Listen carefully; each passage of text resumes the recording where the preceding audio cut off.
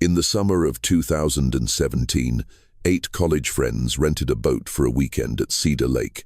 They took selfies on the dock, loaded coolers with ice and beer, and promised their families they'd be back by Sunday night. None of them ever came home. The boat vanished without a trace. No wreckage, no distress calls, no oil slicks on the water. For 5 years, their families searched every inlet, every cove, every hidden corner of the 1-2-mile lake. Then, in 2022, a drone hobbyist flying over a restricted marsh area captured something that made his blood run cold. Dozens of boats, maybe hundreds, scattered across a hidden graveyard like white bones against dark water.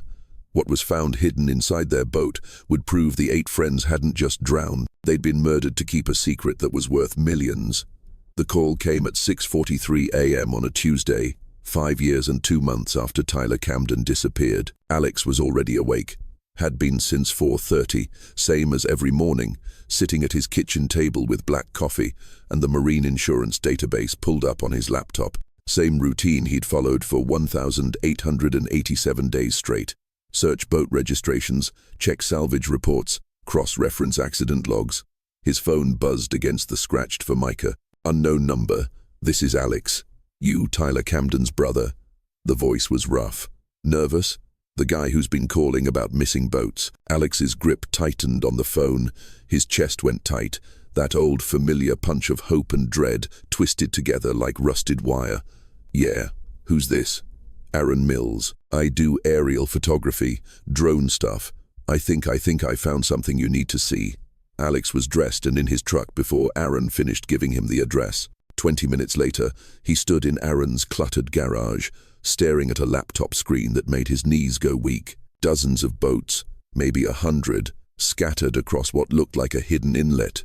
White hulls gleaming against dark water like a maritime graveyard. Pontoons, fishing boats, cabin cruisers, all abandoned, half submerged, rotting in neat rows like someone had been collecting them. Where is this? Alex's voice came out horsaro. North end of Cedar Lake, past the restricted marsh. I was mapping the shoreline for the county when I flew over it. Aaron clicked through the footage. Look at this one. He zoomed in on a boat near the center of the graveyard. White hull, blue trim, 24 foot. Alex's breath caught. His hands shook as he leaned closer to the screen. That's it, he whispered. That's their boat. He'd helped Tyler pick it out at the rental dock 5 years ago. Had watched his little brother run his hands along the gunnel, grinning like a kid at Christmas because it was the nicest boat any of them had ever been on. Tyler had joked it was too fancy for a bunch of college kids, but Sophia had insisted. It was her birthday weekend and she wanted something special. You sure? Aaron asked. Alex nodded, throat closing tight.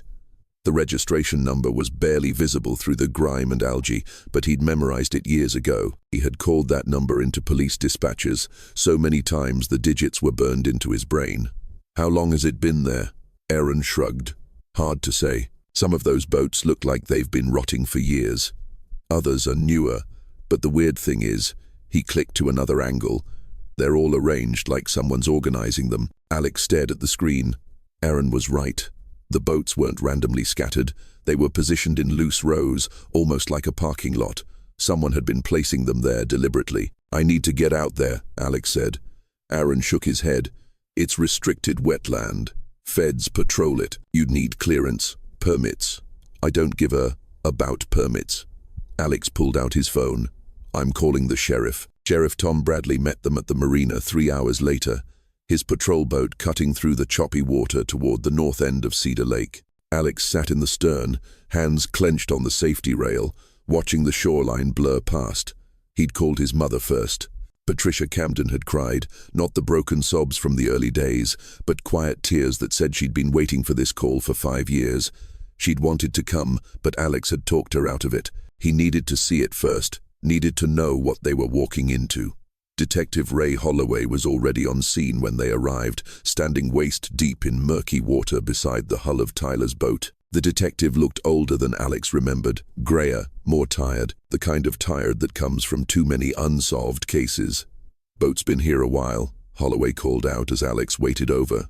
Hull's compromised. Looks like it took on water and sank, then got dragged up here. Alex reached the boat and pressed his palm against the fiberglass. The hull was slick with algae. The blue trim faded to grey, but it was definitely theirs. He could see the small dent near the bow where Tyler had bumped the dock during their practice run. Any sign of? Alex couldn't finish the question. Holloway shook his head. No remains, but we just started. Alex hauled himself over the gunwale into the boat's interior. The cockpit was filled with stagnant water and debris, but the basic structure was intact. He moved carefully, water sloshing around his boots, looking for anything that might tell him what happened. The cooler was still there, wedged under the stern seat, half buried in silt. Alex pried it loose and lifted the lid. Inside, wrapped in a plastic bag that had somehow stayed sealed, was Sophia's phone. His hands trembled as he pulled it out. The screen was black, dead, but the case was unmistakable, bright pink, with a photo of all 8 friends at Emma's graduation party. Sophia never went anywhere without that phone. "Detective," Alex called out, voice tight. Holloway waited over, took the phone with latex gloves, and turned it over in his hands. "Might be able to recover data," he said. If the memory card survived, Alex kept searching. Under the port seat, he found Jake's baseball cap, the lucky one he'd worn to every Cubs game since high school. Wedged behind the console, a waterlogged notebook that might have been Rachel's journal. Each discovery was like a punch to the gut. These weren't just artifacts from a boating accident, they were pieces of lives cut short, preserved in plastic and silt, like evidence in a crime scene. Alex Holloway's voice was sharp. "You need to see this." The detective was standing near the stern, pointing at something carved into the fiberglass. Alex waited over and knelt down, squinting at the marks. Someone had scratched letters into the hull, crude but deliberate. "Help us." The words were barely visible under the algae, but they were there, carved by someone who knew they were in trouble, someone who wanted to leave a message.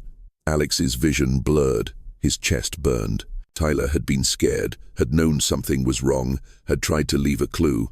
"This wasn't an accident," Alex said, voice raw. Holloway nodded grimly. No, it wasn't. Around them, the boat graveyard stretched out like a nautical cemetery.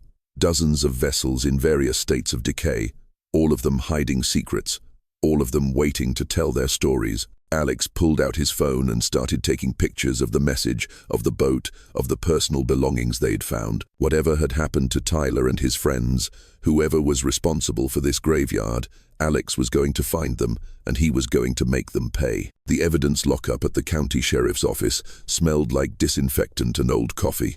Alex sat across from Detective Holloway at a metal table, Sophia's phone between them in a clear plastic bag. The tech specialist, a thin woman named Janet, had been working on it for 3 hours. "Got something," Janet said, not looking up from her computer. "Phone was in a decent waterproof case, memory cards intact. I've recovered about 60% of the data." Alex's palms were sweating. He'd been running on adrenaline and coffee since they'd pulled the boat from the marsh, and his hands hadn't stopped shaking. "What kind of data?"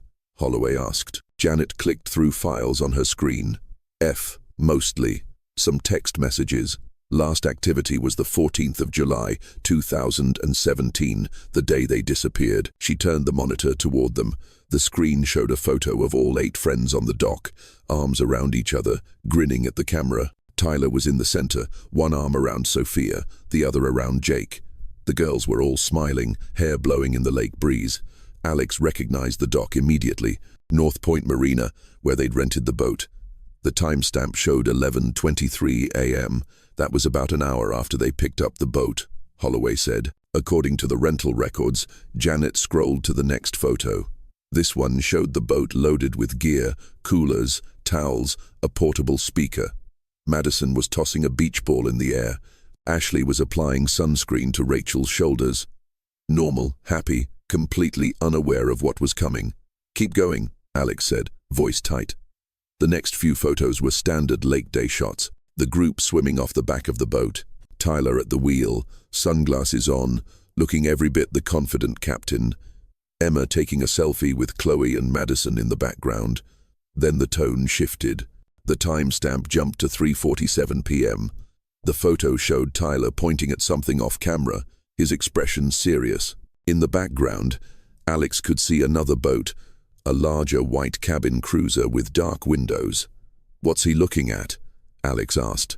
Janet enhanced the image. In the distance, barely visible, was a second boat approaching theirs. The resolution was too poor to make out details, but Alex could see figures on the deck. The next photo was taken 4 minutes later. The cabin cruiser was closer now, maybe 50 yards away. Tyler wasn't smiling anymore. Neither were the others. Sophia was holding her phone like she was filming something. "She was recording," Holloway said. "Check for video files." Janet's fingers flew across the keyboard. Found one. 47 seconds, same timestamp. She opened the video file. Sophia's voice came through the speakers, shaky but clear. "Tyler, who are those guys?" The camera was pointed at the approaching boat. Alex could see 2 men on the deck, one at the wheel, another standing near the bow. Both were wearing baseball caps pulled low. Tyler's voice off camera. "I don't know. They've been following us for the last hour." "Following us?" That was Jake, his voice tight with concern. The video zoomed in on the other boat. The man at the bow was holding something in his hands. Binoculars, maybe, or a camera. "Should we call someone?" Rachel's voice, barely audible over the engine noise. The video cut off abruptly. Alex stared at the frozen frame on the screen. "That's it." Janet nodded. "File corrupts after that. Water damage, probably." "What about text messages?" Holloway asked. Janet pulled up the message log. "Most are corrupted, but I recovered a few fragments." She read from the screen.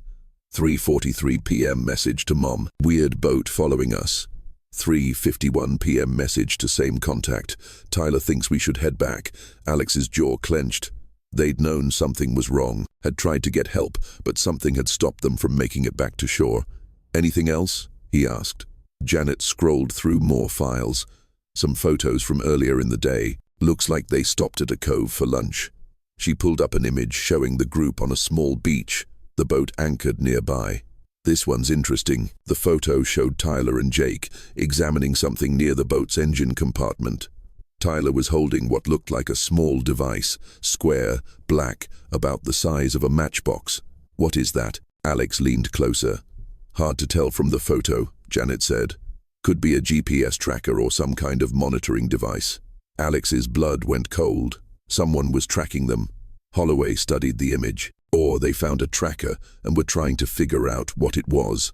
The detective's phone buzzed. He answered it, listened for a moment, then hung up with a grim expression.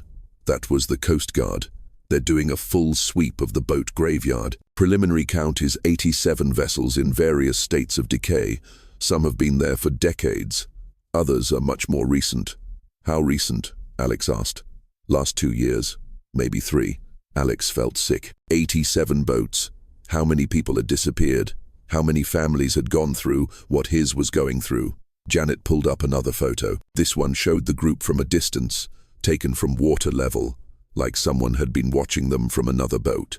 "Sophia didn't take this one," Janet said. "File metadata shows it was transferred to her phone, not captured by her camera." "Transferred how?" "Bluetooth, probably, or AirDrop. Someone sent this to her." Alex stared at the image. It was creepy, invasive, the kind of photo a stalker might take. All 8 friends were visible, but they were clearly unaware they were being photographed. "It's a threat," Alex said quietly. Someone was letting them know they were being watched. Holloway nodded. "Psychological warfare. Make them nervous. Maybe force them to make a mistake." "What kind of mistake?" The detective didn't answer, but Alex could see it in his eyes. "The kind of mistake that gets 8 young people killed." They spent another hour going through the recovered data, but there wasn't much else. A few more photos from early in the day, some corrupted text messages, the fragments of normal lives cut brutally short. As they prepared to leave, Alex's phone rang, his mother's number. "Any news?" Patricia Camden's voice was fragile, hopeful. "Some," Alex said carefully. "We recovered some photos, evidence that they were being followed." His mother was quiet for a long moment. "Then they were murdered." It wasn't a question. "We don't know that for sure yet, Mom." "Alex," her voice was steady now, resolved. "Bring them home. Bring my boy home." After she hung up, Alex stood in the parking lot outside the sheriff's office, staring at the recovered phone in its evidence bag. Somewhere in that graveyard of boats was the truth about what happened to Tyler and his friends. And somewhere out there was the person responsible. Alex got in his truck and started the engine. He had work to do, but first, he needed to talk to the families. All of them. Because if someone was collecting boats and the people on them, this was bigger than just 8 missing college kids. This was a pattern, and patterns could be broken. The Morrison family home looked exactly the same as it had 5 years ago. Same white shutters, same flower boxes under the front windows, same wooden porch swing where Jake used to sit and tune his guitar. But Linda Morrison looked like she'd aged a decade. She opened the door before Alex could knock, her eyes red, rimmed, but alert. "I heard they found the boat," she said without preamble. Alex nodded. "Mrs. Morrison, I need to ask you about something about Jake's behavior before the trip." She led him into the living room where photos of Jake covered every surface. High school baseball, family vacations, his 21st birthday party. Alex tried not to stare at the shrine his mother had built to her missing son. "What do you want to know?" Linda settled into her chair, hands folded tightly in her lap. "Did Jake mention anything strange? Anyone following him? Any unusual phone calls?" Linda's brow furrowed. "Funny you should ask. About a week before the trip, Jake got a call from someone claiming to be from the boat rental place. They said they needed to verify his insurance information." Alex's pulse quickened. "Did he give them anything? Driver's license number? I think maybe his social security." He was excited about the trip. Didn't think twice about it. Her voice cracked. He trusted people too easily. Alex pulled out a notebook. "Do you remember anything else about the call?" Jake said the man had a strange accent, not local, and he asked a lot of questions about the group, how many people, what their plans were, how long they'd be on the water. The same sick feeling Alex had been carrying for 2 days grew heavier in his gut. Someone had been planning this, gathering information, setting them up. "Mrs. Morrison, I need to ask you something difficult. In the days before Jake disappeared, did you notice any strange vehicles in the neighborhood? Anyone watching the house?" Linda's face went pale. There was a van, dark blue, maybe black. It was parked down the street for 3 days straight. I called the police, but by the time they got here, it was gone. Alex wrote it down, another piece of a puzzle that was getting uglier by the hour. His next stop was the Reeves house across town. David Reeves met him in the driveway, still wearing his work clothes from the auto parts store he managed. "I saw the news," David said, his voice flat. "They found the boat. Mr. Reeves, I'm trying to piece together what happened in the days leading up to the trip. Did Sophia mention anything unusual?" David's jaw tightened. "You mean besides the fact that someone broke into our garage the night before she left?" Alex stopped writing. "What?" "Nothing was stolen, but someone had been through Sophia's things, her camping gear, her life jacket, like they were checking what she was bringing on the trip." "Did you report it?" "Of course. I reported it. Police said it was probably just kids looking for something to steal. But Sophia was spooked. She almost didn't go." Alex felt his chest tighten. "What changed her mind?" Tyler called her. "Said he'd already paid for the boat, that everyone was counting on her. You know how she was. Never wanted to let anyone down." The weight of it hit Alex like a physical blow. His brother had convinced Sophia to go on a trip that killed her. Had Tyler known? Had he been part of whatever happened? Or was he just another victim? David continued. There was something else. Sophia got a friend request on Facebook from someone she didn't know. When she clicked on the profile, it was just photos of the lake, dozens of them, all taken from the water, like someone was cataloging every inch of the shoreline. "Do you remember the name on the profile?" "Something generic. Mike Johnson." I think when Sophia tried to look at it again the next day, the profile was gone. Alex spent the rest of the afternoon visiting the other families. The pattern became clearer with each stop. Emma Clark's mother, Carol, mentioned a strange phone call about lake safety regulations that required personal information about everyone on the boat. Madison Torres's parents remembered a utility worker who'd spent an unusual amount of time checking the electrical meter outside their house, a meter that was clearly visible from Madison's bedroom window. Rachel Kim's father described a man who'd approached Rachel at her part-time job, claiming to be conducting a survey about recreational boating habits. By the time Alex reached the Martinez house, the sun was setting and his notebook was full of disturbing coincidences. Rosa Martinez spoke limited English, but her daughter, Chloe's older sister, Maria, translated, Mama says there was a man who came to the door 2 days before Chloe left, Maria explained. He said he was from the insurance company, needed to verify information about Chloe's car, but we don't have that insurance company. Did your mother get a good look at him? Maria spoke to her mother in rapid Spanish, then turned back to Alex. She says he was older, maybe 50, grey hair, expensive clothes. He had a briefcase, and everything looked official, but something felt wrong. Wrong? How? He kept looking past Mama into the house like he was trying to see the layout, and he asked if Chloe was home, said he might need to speak with her directly. Alex's blood chilled. What did your mother tell him that Chloe was at work? The man left his card. Said he'd call to schedule another time, but he never did.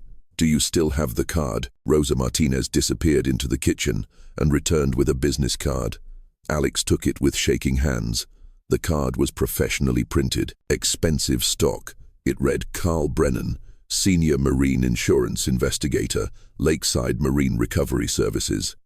Alex stared at the name. He'd never heard of Lakeside Marine Recovery, but something about it felt familiar. Mrs. Martinez, can I keep this? Rosa nodded, her eyes worried. As Alex drove home through the darkening streets, his mind raced. Someone had been systematically gathering information about all 8 kids, learning their routines, their families, their plans. This wasn't random. It wasn't a crime of opportunity. It was a hunt. Back at his apartment, Alex fired up his laptop and searched for Lakeside Marine Recovery Services. The company had a website, Clean Professional, specializing in insurance investigations and boat salvage operations. The owner's bio made Alex's stomach drop. Carl Brennan, 23 years in marine insurance investigation, licensed salvage operator, specializing in recovery of missing or stolen watercraft. The same man who'd shown up at the Martinez house. The same man whose business card was sitting on Alex's kitchen table. Alex clicked through the website's gallery of recovered boats, dozens of them, all neatly arranged in what looked like a salvage yard. His breath caught. The aerial view looked familiar, very familiar. It was the same location where they'd found Tyler's boat. Carl Brennan wasn't just investigating insurance fraud. He was running it, using his legitimate salvage business as cover for whatever had happened to Tyler and his friends. Alex grabbed his phone and called Detective Holloway. I found him, Alex said when the detective answered. I found the bastard who killed them. But even as he said the words, Alex knew this was just the beginning. If Brennan had been operating for years, collecting boats and covering his tracks, then Tyler and his friends weren't his first victims. They might not even be his last. Detective Holloway's office felt smaller at midnight, the fluorescent lights casting harsh shadows across stacks of case files and empty coffee cups. Alex sat across from the detective's desk, Carl Brennan's business card between them, like a piece of evidence that could explode. I ran Brennan through our database, Holloway said, rubbing his eyes. Clean record, no arrests, no complaints. Been operating Lakeside Marine Recovery for 8 years, even has commendations from the State Insurance Board. Alex's fist clenched on his knee. He's been planning this for months, maybe years. You saw the pattern, the phone calls, the break-ins, the surveillance. I see coincidences, Holloway said carefully. Circumstantial evidence, nothing that would hold up in court. What about the boat? Graveyard, that's his property. It's a legitimate salvage operation, licensed and inspected. The boats we found could all be explained as insurance recoveries, abandoned vessels, storm damage. Alex slammed his palm on the desk. 87 boats. Ray, 87. How many people have to disappear before you call it a pattern? Holloway leaned back in his chair. I'm not saying you're wrong. I'm saying we need more than a business card and some suspicious phone calls to bring down a man with Brennan's reputation. Then let's get more. Alex pulled out his laptop and opened the files he'd been compiling all evening. I've been cross-referencing missing persons reports with boat registrations. In the last 5 years, 36 people have disappeared from Cedar Lake and the surrounding waterways, all during peak season, all in good weather, all involving rental boats. Holloway studied the screen.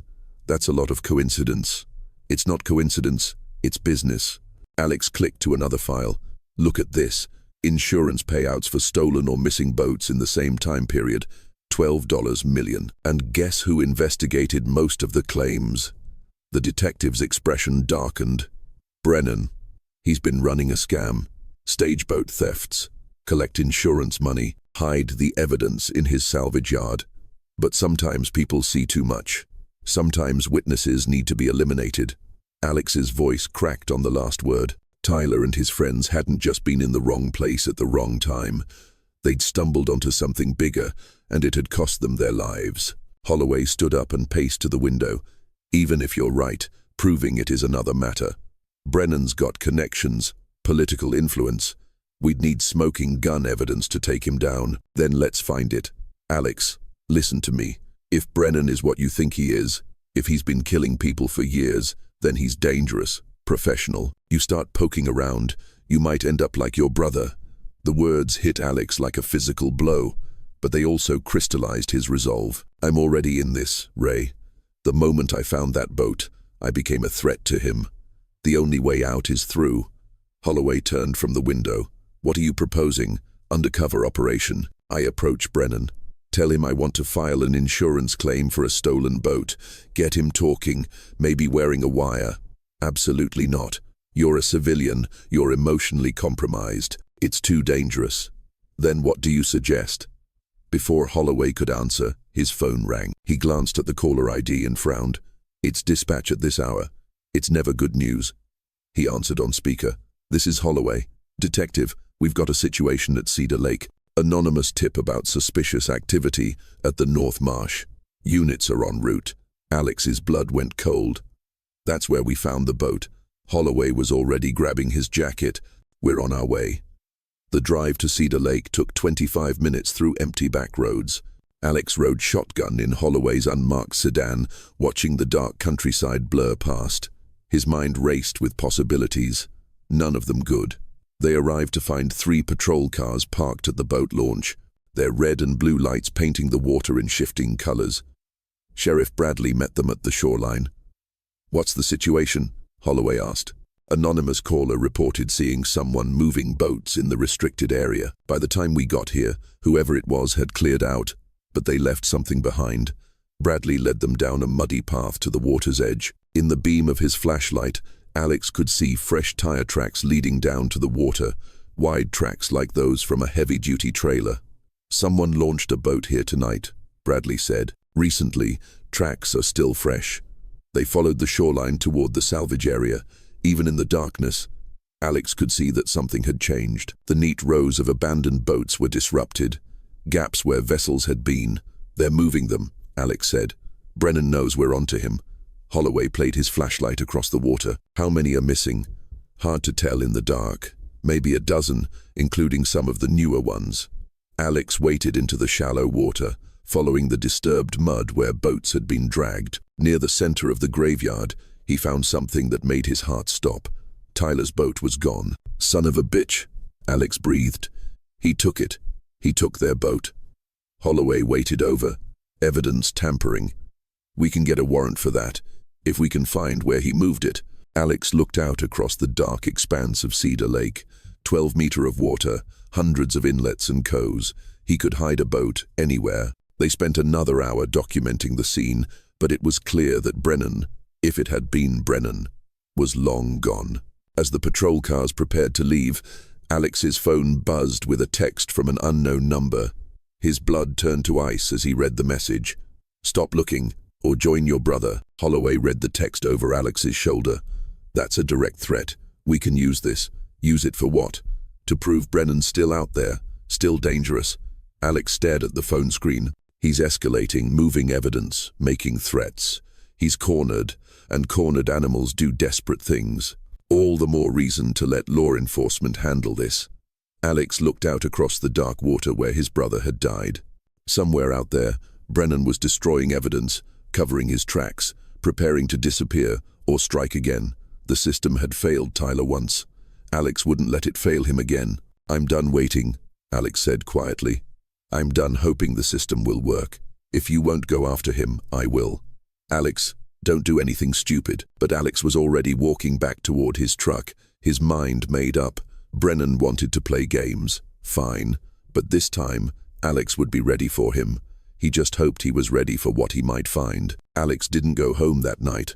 Instead, he drove to his workshop, a converted garage behind his apartment, where he repaired boat engines for extra cash. The familiar smell of motor oil and metal shavings helped calm his nerves as he planned his next move. He spread everything out on his workbench. The business card, photos from the boat graveyard, printouts of the insurance claims, the threatening text message under the harsh fluorescent lights. The pattern was undeniable. Brennan had been operating for years, perfecting his system, but every system had weaknesses. Alex fired up his laptop and dove deeper into Brennan's background. Lakeside Marine Recovery had contracts with 6 different insurance companies. The business address was a P.O. box, but the salvage yard was registered to a shell company called North Shore Holdings. He traced the ownership through layers of corporate paperwork until he found what he was looking for, a physical address. Not the salvage yard they'd already found, but a house. Brennan's home address, buried in property tax records.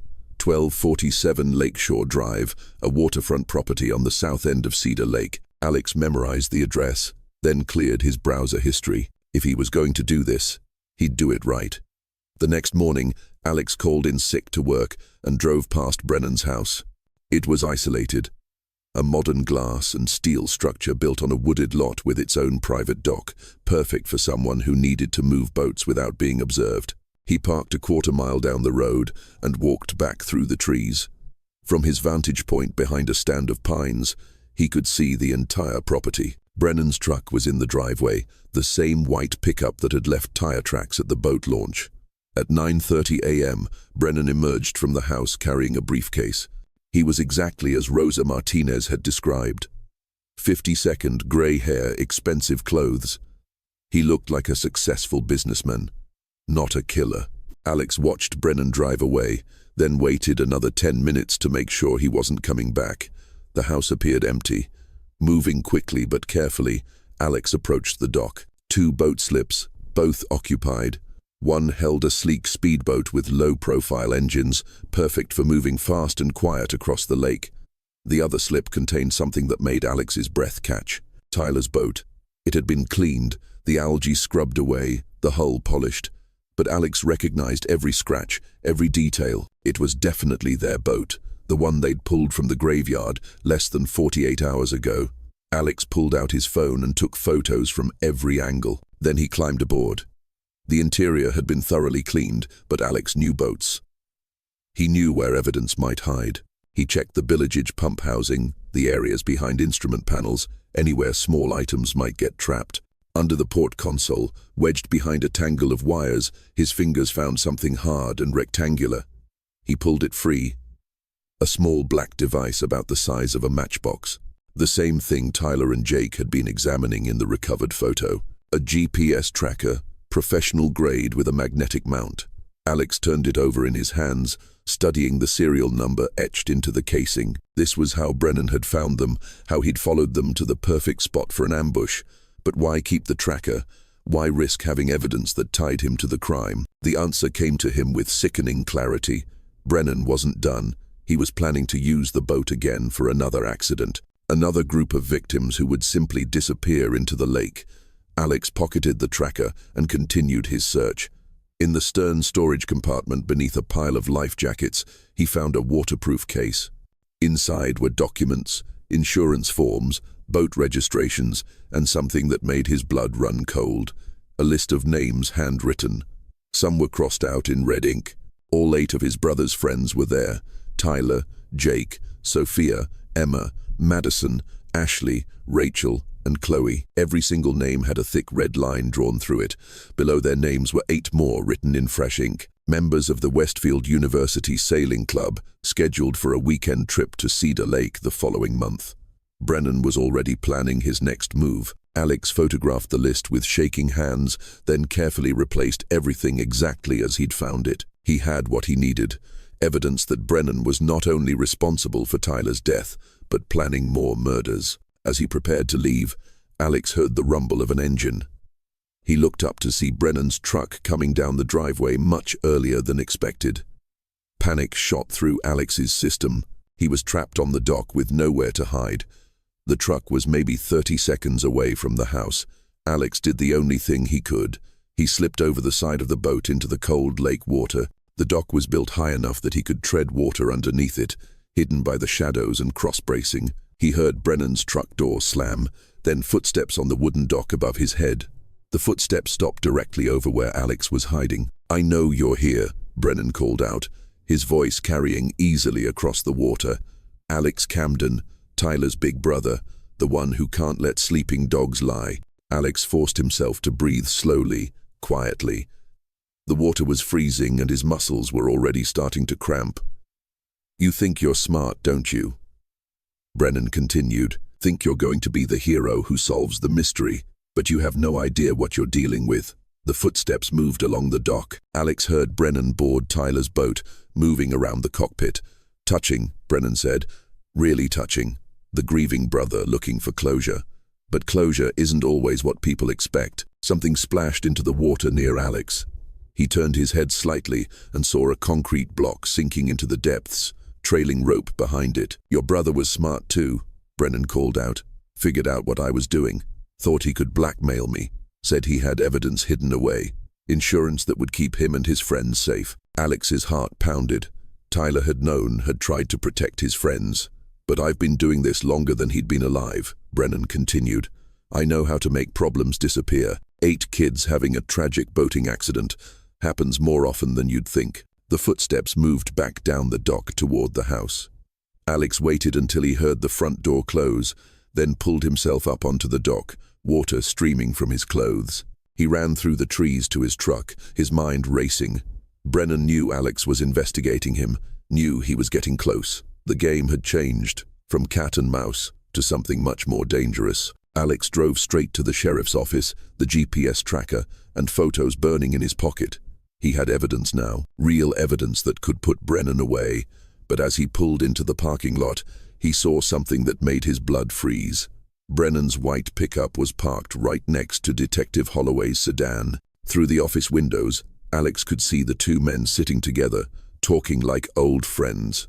Brennan wasn't just a killer, he was connected, protected, and Alex had just walked into a trap. Alex sat in his truck in the sheriff's office parking lot, hands gripping the steering wheel so tight his knuckles had gone white. Through the window, he could see Brennan and Detective Holloway deep in conversation, occasionally laughing like they were sharing old war stories. How long had Holloway been compromised? Had he been feeding information to Brennan from the beginning, or was this something new? Alex's phone buzzed. A text from Holloway. "Where are you? Need to discuss the case." Alex stared at the message. If he walked into that office now, he might not walk back out. But running would only confirm Brennan's suspicions. He needed to play this smart. He texted back, "On my way. Found something important." Alex took a deep breath and walked into the sheriff's office like nothing had changed. Holloway met him in the lobby, his smile not quite reaching his eyes. "Alex, good. Carl Brennan wanted to meet you. He's been very helpful with the investigation." Brennan stood up as they entered Holloway's office, extending his hand with the practiced smile of a successful businessman. "Mr. Camden, I'm so sorry for your loss. Your brother and his friends were fine young people." Alex shook the offered hand, fighting the urge to break every finger. "Thank you. I understand you're helping with the investigation, in whatever way I can." When Detective Holloway told me about the boat graveyard discovery, I immediately offered the resources of my salvage company. "We want to get to the bottom of this as much as you do." The man's audacity was breathtaking. Alex forced himself to remain calm. "That's very generous of you. Carl was just explaining how these insurance fraud rings operate," Holloway said. "Apparently, criminals will stage boat thefts, then hide the evidence in remote areas. Sometimes innocent people get caught in the crossfire." "Exactly," Brennan nodded gravely. "These are dangerous people, Mr. Camden, professional criminals who won't hesitate to eliminate witnesses. That's probably what happened to your brother and his friends." "Wrong place, wrong time." Alex played along. "Do you have any leads on who might be responsible?" Brennan exchanged a glance with Holloway. "We have some theories, but we need to be very careful. If word gets out that we're closing in, they might destroy evidence or worse, target anyone they think is getting too close to the truth." The threat was crystal clear, delivered with a smile and a concerned tone. Alex nodded like he understood. "What can I do to help?" "Actually," Holloway said, "Carl had an interesting suggestion. He thinks you might be able to help us set up a sting operation." Alex's pulse quickened. "What kind of sting?" Brennan leaned forward. These criminals often target people asking too many questions about missing boats. Someone like you, for instance. If you were to make some inquiries in the right places, put yourself out there as someone looking for answers. You want me to be bait? We want you to help us catch the people responsible for your brother's death, Holloway said. But only if you're comfortable with it. There would be risks. Alex pretended to consider it. What exactly would I have to do? Nothing too dangerous, Brennan said. Maybe visit some marinas, ask questions about boat thefts. Let it be known that you're investigating your brother's disappearance. If our theories are correct, they'll reach out to you, and you'll be watching every step of the way, Holloway assured him. Full surveillance, backup teams. You'd never be in real danger. Alex nodded slowly. Okay, I'll do it. Whatever it takes to find Tyler's killers, Brennan smiled. Excellent. I'll put together a list of locations where you should start asking questions, places where these criminals are known to operate. They spent another 20 minutes discussing details, but Alex barely heard the words. His mind was racing, trying to figure out Brennan's endgame. Why involve him in a fake sting operation? Why not just kill him and be done with it? The answer came to him as they shook hands goodbye. Brennan needed Alex to disappear in a way that wouldn't raise suspicions. A botched sting operation. A civilian who got too close to dangerous criminals. It would be the perfect cover story. Alex left the sheriff's office with a list of marinas to visit and a sick feeling in his stomach. He was walking deeper into Brennan's web, but it was the only way to gather enough evidence to expose the truth. His first stop was North Point Marina, where Tyler and his friends had rented their boat. The manager, a weathered man named Pete Sullivan, remembered the group well. Nice kids, Pete said, leaning against the dock railing. Real tragedy. What happened to them? I'm trying to understand what went wrong, Alex said, following the script Brennan had given him. Have you had problems with boat thefts? Insurance fraud? Pete's expression darkened. You asking for any particular reason?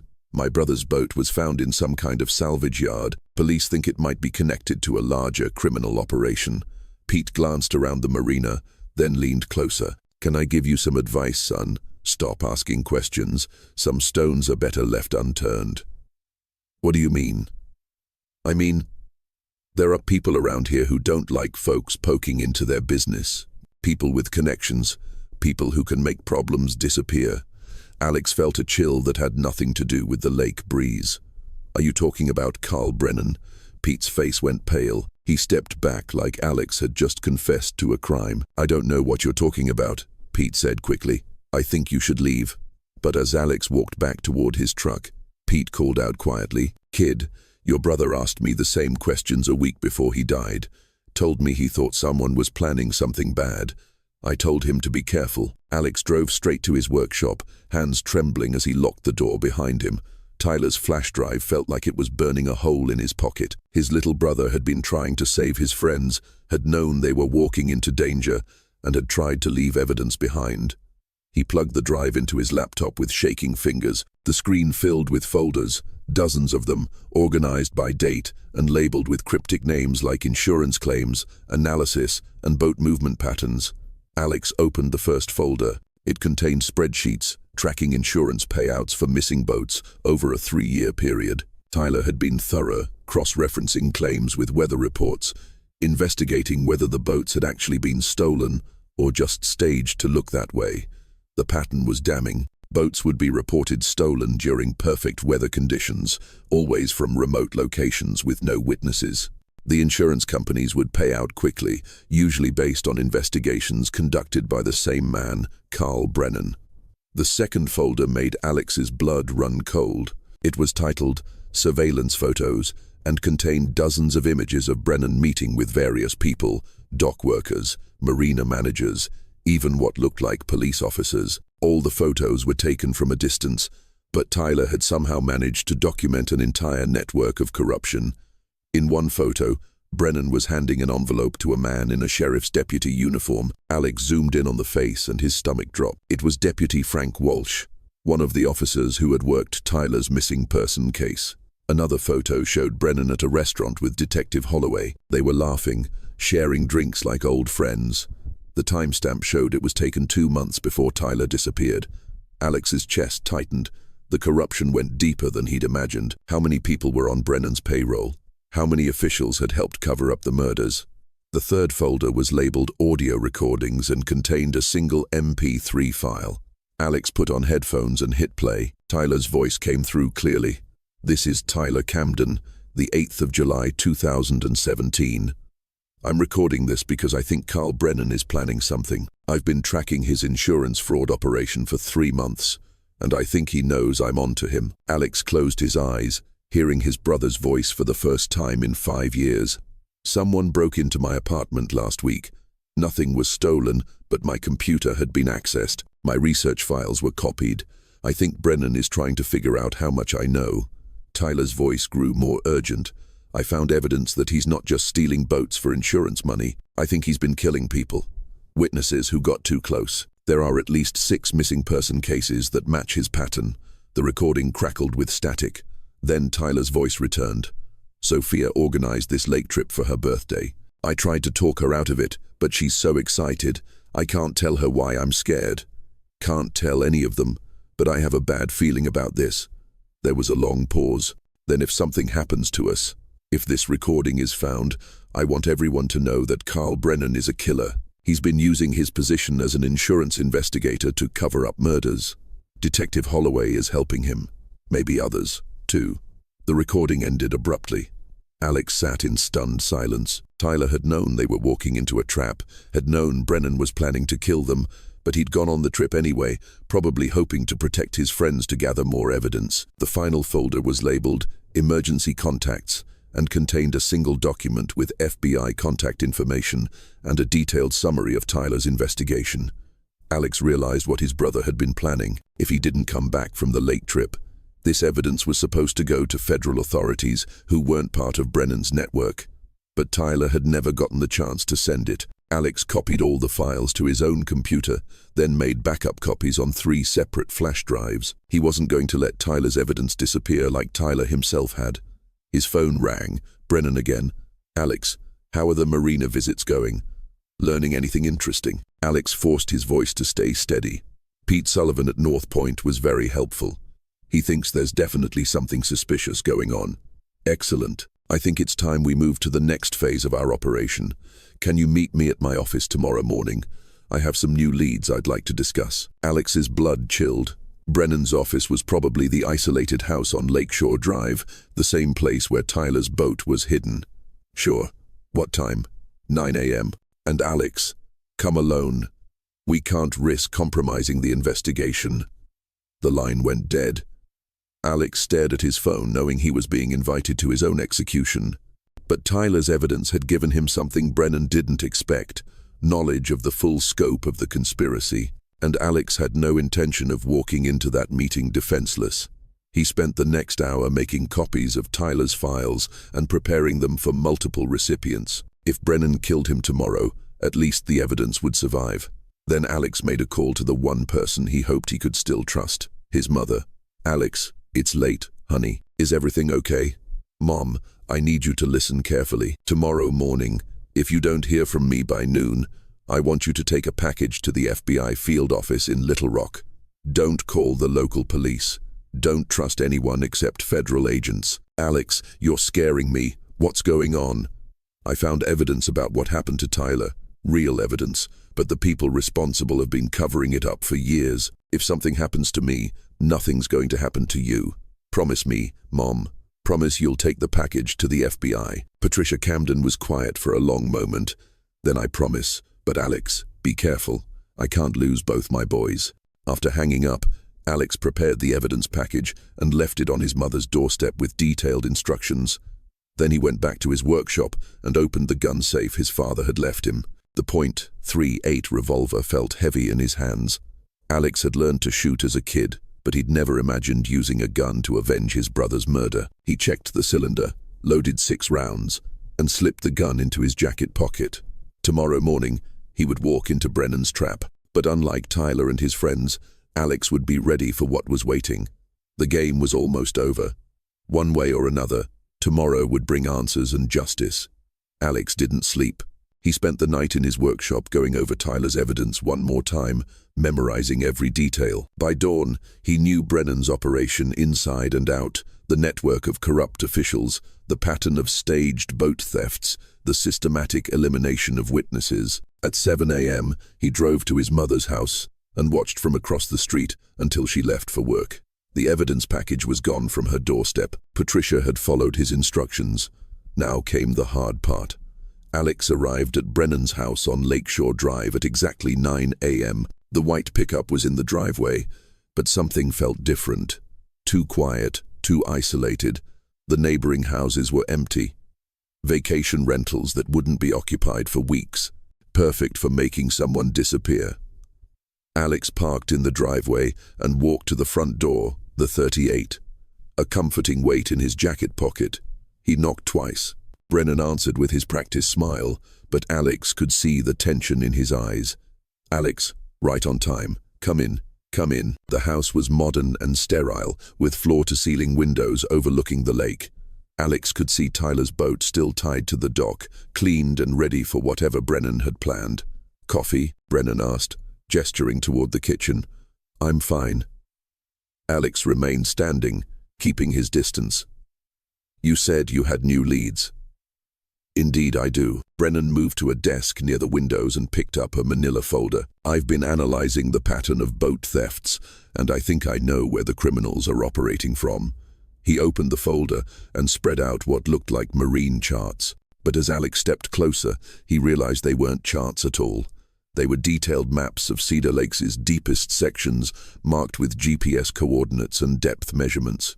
"You see," Brennan said conversationally, "the key to a successful disposal operation is knowing exactly where the deepest water is, where bodies will never be found." Alex's hand moved instinctively toward his jacket. "Disposal operation." Brennan's smile never wavered. "Your brother was smart, Alex. Smarter than I gave him credit for. He documented everything. My business, my associates, my methods. Very thorough work. I don't know what you're talking about." "Of course you do. You found his evidence." "Tyler told me he'd hidden a flash drive somewhere safe. Insurance to keep his friends alive. But insurance only works if the other party honors the deal." Brennan moved away from the desk, circling toward the kitchen. Alex turned to keep him in sight. "Tyler thought he could blackmail me," Brennan continued. "Thought he could save his friends by threatening to expose my operation, but he miscalculated. He assumed I cared about being caught. You've been doing this for years, killing people, covering it up." "Killing people?" Brennan laughed. "Alex, you make it sound so dramatic. I'm a businessman. I solve problems. Sometimes those problems happen to be people, but it's nothing personal." Alex's blood boiled. 8 college kids. Nothing personal. 8 college kids who stumbled onto something they shouldn't have. Tyler was following me, taking photos, recording conversations. His friends became collateral damage. Brennan reached the kitchen island and opened a drawer. Alex tensed, ready to draw his gun, but Brennan only pulled out a pair of latex gloves. "The beauty of my business," Brennan said, pulling on the gloves, "is that it's self-concealing. Missing bores, tragic accidents, equipment failures, all very believable. Insurance companies pay out quickly to avoid bad publicity, and the police help you cover it up. Some police. Holloway has been useful, though he doesn't know the full extent of my operations. He thinks I'm just running insurance fraud, skimming money off false claims. He has no idea about the more permanent solutions I sometimes employ." Alex slowly reached into his jacket, like murdering witnesses, like managing risk. Brennan's tone remained conversational, like they were discussing the weather. "Your brother represented an unacceptable risk. As do you." Brennan's hand moved toward another drawer, this one closer to where Alex was standing. Alex knew he was running out of time. "How many others?"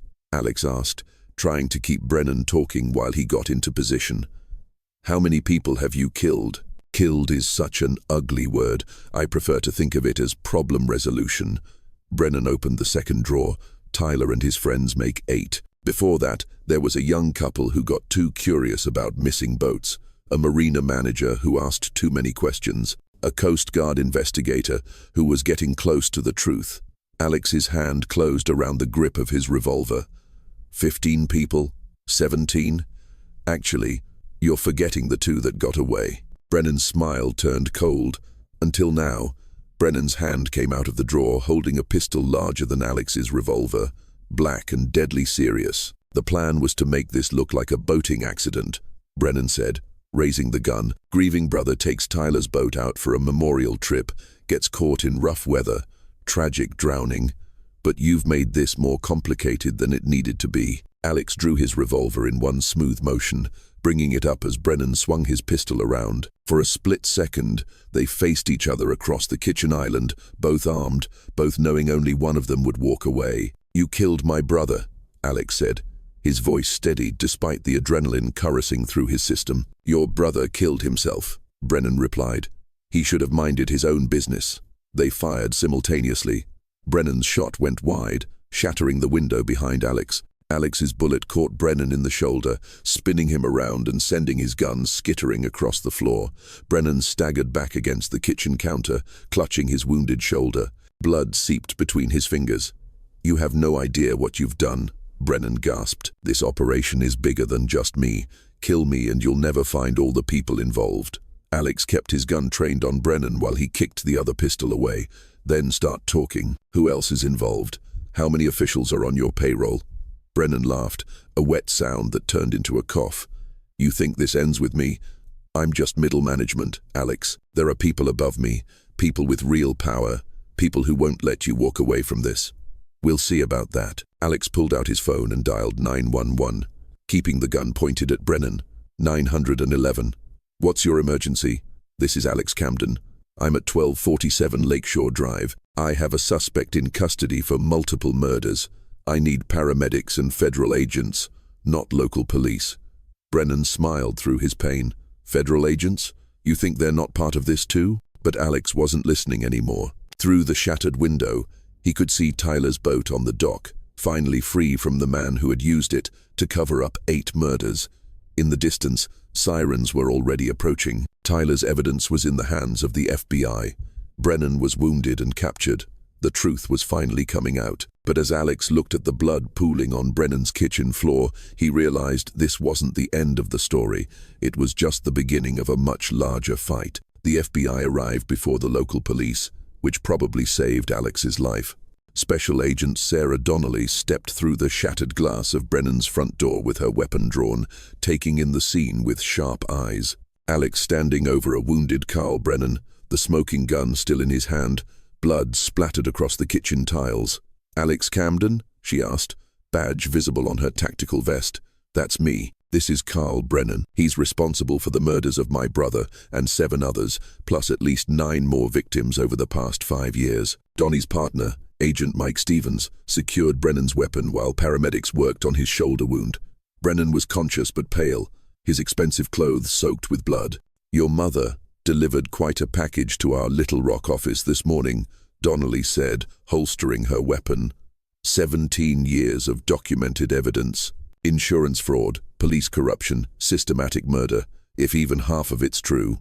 "It's all true," Alex said, finally lowering his revolver. Tyler spent months investigating Brennan's operation. He knew they were walking into a trap, but he went anyway to try to protect his friends.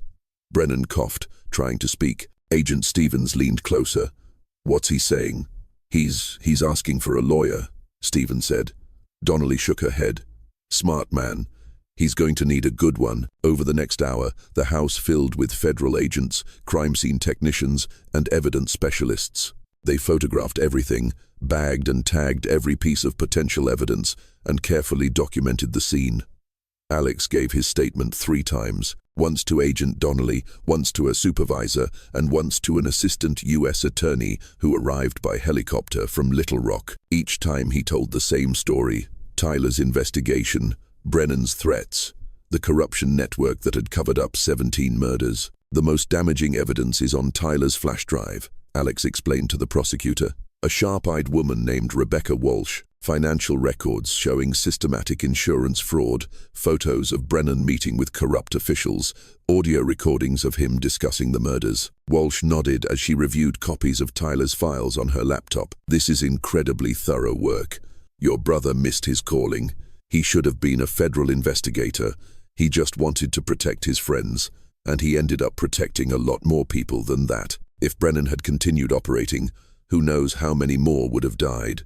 By afternoon, the scope of the investigation had expanded dramatically. Federal agents raided Brennan's salvage yard, his business office, and the homes of 6 suspected accomplices. Detective Holloway was arrested at the sheriff's office, along with Deputy Frank Walsh and 2 marina managers. Sheriff Bradley held a press conference, his face grim, as he announced that the Cedar Lake missing persons cases were now part of a federal murder investigation. "We are cooperating fully with federal authorities," Bradley said, reading from a prepared statement. "Anyone with information about Carl Brennan, Lakeside Marine Recovery Services, or suspicious boat activity on Cedar Lake is urged to contact the FBI immediately." Alex watched the press conference from Agent Donnie's temporary command post at the marina. The parking lot was filled with news vans, FBI vehicles, and family members of the victims who had driven for hours to be there when the truth finally came out. "Your mother's here," Donnelly said, appearing at Alex's shoulder. Patricia Camden looked older than her 62 years, her face etched with 5 years of grief and worry. But when she saw Alex, her expression crumbled with relief. "Alex." She wrapped him in a fierce hug. "When I got your call this morning, when I took that package to the FBI, I thought I was going to lose you, too. I'm okay, Mum. And we got him. We got the bastard who killed Tyler." Patricia pulled back, tears streaming down her face. "Tyler would be so proud of you." Around them, other families were arriving. David Reeves drove up with Sophia's mother. The Morrisons came together, holding hands like they were afraid to let go. One by one, the families of all 8 victims gathered at the marina where their children had last been seen alive. Linda Morrison approached Alex hesitantly. "Is it true? Did they really find Jake's body?" Alex shook his head. "Not yet. But Agent Donnelly says they've located several potential burial sites based on Brennan's records. They're bringing in cadaver dogs and ground-penetrating radar." Linda nodded, wiping her eyes. "At least we'll know. After 5 years of wondering, we'll finally know." As the sun set over Cedar Lake, Agent Donnelly called Alex aside for a private conversation. "Brennan's talking," she said. "Not everything, but enough. He's confirmed the locations of 3 burial sites. We should be able to recover the remains within the next few days." Alex felt a mixture of relief and renewed grief. What about the others? The people helping him? Holloway's already flipped. He's giving us everything: bank records, meeting locations, communication methods. He's looking at conspiracy to commit murder charges. So, he's motivated to cooperate, and the corruption network. Donnie's expression darkened, bigger than we initially thought. Brennan had contacts in multiple law enforcement agencies, insurance companies, even the Coast Guard. This is going to take months to fully unravel, but you'll get them all. Every last one of them. That night, Alex sat on the dock at North Point Marina, staring out at the dark water where his brother had died. The lake looked peaceful in the moonlight, giving no hint of the violence it had witnessed. His phone buzzed with a text from an unknown number. For a moment, his heart raced. Another threat, another piece of Brennan's network trying to silence him. But when he opened the message, it was from Pete Sullivan, the marina manager. "Saw the news. Tyler would be proud. His friends can finally rest in peace." Alex smiled for the first time in days. Tyler's friends, his friends, too. Now, 8 young people who had died trying to enjoy a weekend on the lake, victims of one man's greed and corruption. But their deaths hadn't been in vain. Tyler's investigation had exposed a criminal network that had operated for years. Brennan would spend the rest of his life in federal prison. The corrupt officials who had helped him would face justice. And most importantly, no other families would have to endure what the Camdens, the Reeves, the Morrisons, and the others had suffered. Alex pulled out his phone and scrolled to a photo from Tyler's flash drive. The 8 friends on the dock, arms around each other, smiling at the camera. Tyler was in the center, looking happy and carefree, completely unaware that he was about to embark on his final investigation. "We got him, little brother," Alex whispered to the dark water. "We got them all." In the distance, he could see the lights of the federal command post still burning bright. The investigation would continue for months, but the hardest part was over. Justice finally was coming to Cedar Lake. 3 months later, Alex stood in the small cemetery outside town, watching as 8 white headstones were unveiled in a row. The FBI had recovered all the remains from Brennan's burial sites. Tyler, Jake, Sophia, Emma, Madison, Ashley, Rachel, and Chloe, finally coming home after 5 years in unmarked graves. The families had decided to bury them together, side by side, the way they'd lived their last day as friends, on an adventure that should have brought them home safe. Patricia Camden placed a small American flag next to Tyler's headstone. Her hands were steady now, no longer shaking with the uncertainty that had haunted her for half a decade. "He saved so many people," she said quietly to Alex. "All those families who would have lost their children if Tyler hadn't left that evidence." Alex nodded, throat tight. The investigation had revealed that Brennan was planning to target at least 3 more groups: the Westfield University Sailing Club, a church youth group from Memphis, and a family reunion that would have included 6 children, all of them alive, because Tyler had refused to stay quiet. Agent Donnelly approached as the other families began to drift away from the graveside service. She looked tired but satisfied, the expression of someone who'd spent months building an airtight case. "Brennan plead guilty this morning," she said. "Life without parole.